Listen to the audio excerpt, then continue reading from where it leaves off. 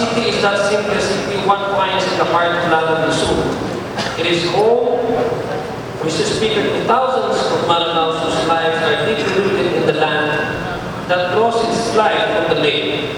So strong is this connection that the Maranao people carry Maranao in their name, which translates into lake. But war and conflict has changed the landscape of the city. By connection, the lives of the people, among those whose lives were changed, was a 70-year-old Maranao woman, widow from Lalo del Sur, who, upon experiencing the brunt of conflict for her person and her family, had this to say, and I quote, we vacated our places and hiked to the forest together with our kids, pregnant women and sick persons to look for a secure place. We lost our properties like our houses, farm animals, and harvest of our field. We lost some family members who were not given proper burial due to the displacement. Even non-Maranaos have carried the weight of conflict on their shoulders. I could remember the fear in my mother's eyes as a 21-year-old Christian settler in Marawi. She wanted us to leave right away. My father assured her that our neighbors promised to help and keep us safe, recalled by this non-Maranao resident of Marawi. These statements, however, Mr. Speaker, were not from the displaced IDPs by the siege of Marawi that happened more than 2 years ago. The 70-year-old widow was speaking of her experiences during the All-Out War in the year 2000. While the Christian settler was speaking of her experience during the Marawi uprising back in 1974 at the height of the Marcos dictatorship. Here we can see connections between our past and present. War and conflict will always displace the people of the Bangsamoro, and we are bound to make the same mistakes in the future if we do not learn from the mistakes and the lessons of the past. Mr. Speaker, the cycle of war and conflict comes with much too high cost.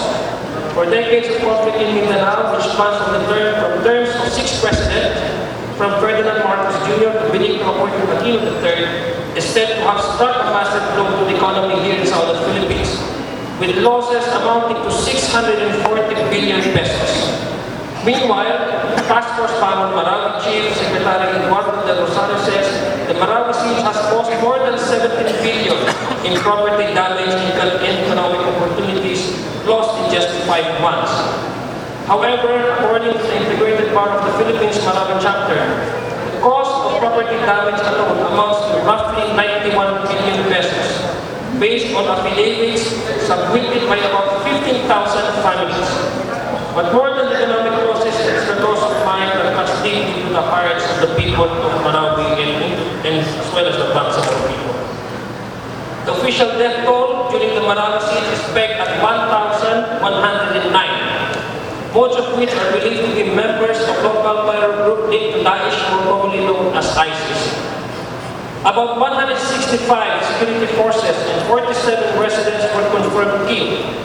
But the residents of Marawi believe that number of civilian deaths is much higher than the official figures. This number takes on a different dimension for the Muslim residents who were displaced from Marawi, since their dead relatives must be buried within 24 hours according to Islamic tradition. About 100 have been declared missing by their families, which none of the first 154 cadavers buried at the Makbara cemetery had DNA that matched those who were missing. Some families who have reported missing relatives have been advised to presume that their loved ones are already dead. Mr. Speaker, last week we commemorated the 2nd anniversary of the liberation of Marawi City. And yet the liberation of our city feels more and more like a pause along a lifetime of conflict, as signs of a brewing conflict continue to show despite concerted efforts to rebuild Marawi and to recover the city. The rise of violent extremism may seem new and novel to the experience, whose only experience of conflict is watching news about the Marawi siege and elsewhere happening in the Middle East. However, we in the Bangsamoro know the roots of violent extremism all too well. More often than not, the seeds of violence are planted in places fertile with grief and take root in the hearts of those who are disillusioned by failed promises. Groups engaging in violent extremism have been found to capitalize on youth frustrations over the pervasive and alienating secular and Western culture and lingering socio-cultural, historical, political, and economic marginalization to justify their existence. Meanwhile, young recruits are often convinced to join violent extremists because of the articulateness of violent extremist recruiters, the use of traditional religious spaces for the recruitment activities, and the use of religious activities as a disguise for indoctrination and exposure to martial trainings. Given this context, it is imperative that we focus on the youth, especially those whose access to education have been affected by the siege. Mr. Speaker, more than 200,000 children and adolescents have been affected by the conflict in Marawi City, while roughly 125,000 are now faced with the challenge of continuing their schooling. According to the Philippine Humanitarian Country Team, and I quote, "This is a great possibility that many of them have missed schooling for the last 2 school years and are at the risk of dropping out of school for the rest of their lives." Unquote. Like the brewing discontentment of many residents in the city affecting the cultural sensitivity of the people and the place in the plan to set up additional military camp, which widens the gap between the people and the government instead of drawing them closer. Mr. Speaker, although we acknowledge that defense structure is needed in order to protect civilians from actual physical threats within and outside the city, we believe that effectively continue our fight against radicalization and violent extremism is first to win the sympathy in the hearts of the people. We must always remember that what we are dealing here is not just actual organization that poses physical threat, but a spread of foreign-born ideology that may take various forms and may embody different organizations. We are now facing a third-generation warfare where the enemy does not only present itself openly to the public, but could even spawn in great different strategies and forms. We need to counter this ideological warfare by impressing upon the people that their sentiments are heard, valued, and in the case of Marawi, determine the course of the reconstruction process. The position we now hold as members of Parliament in the Bangsamoro Transition Authority are fruits of our people's struggle for self-determination. Yet self-determination still spills out of reach, especially for the residents of the most affected area. Those who long to return to the city are yet to build their homes, as they are asked to comply with requirements that amounts to a burden that takes on financial and emotional toll.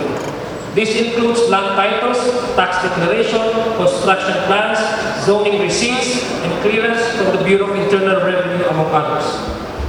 While we understand the need for documentation, we hope that it is not too much to ask that the requirements reflect on our current condition and to extend respect for our cultural sensibilities. Those of us who are in government can better exercise our political will in a way that manifests concern for the welfare of the people, which requires acting according to their most pressing needs.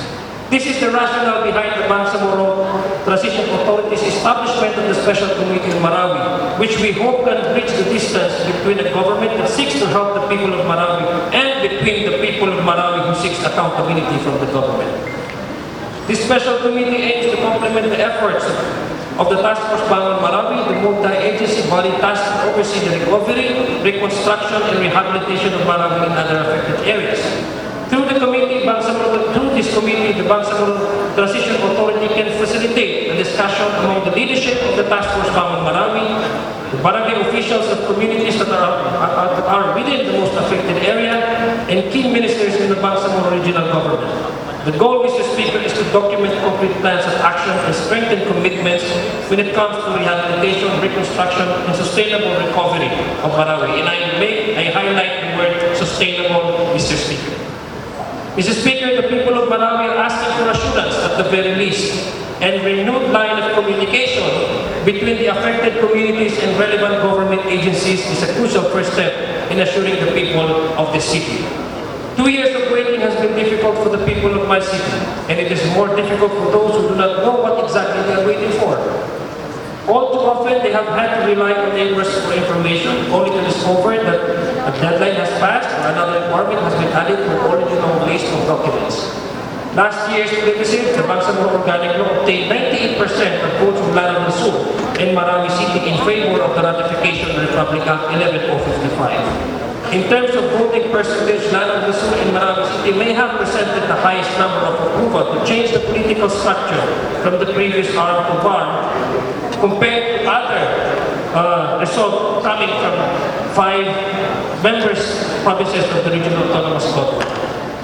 Mr. Speaker, the overwhelming sentiment of our Maranao brethren through these votes speak of their optimism that with the new political entity in place, there would have been a substantial improvement in the case of the rehabilitation of their city.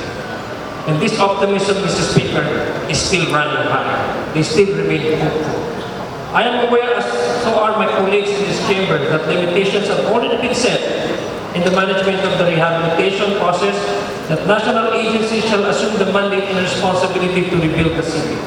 But at the same time, we are also, by effect of Administrative Order Number 9 issued by the President, is not dispossessed by our mandate to assist the displaced residents of Malawi. The intergovernmental relation is an ideal mechanism, Mr. Speaker, for this chamber to ventilate the concerns of our people in Malawi in terms of land distribution, military reservation,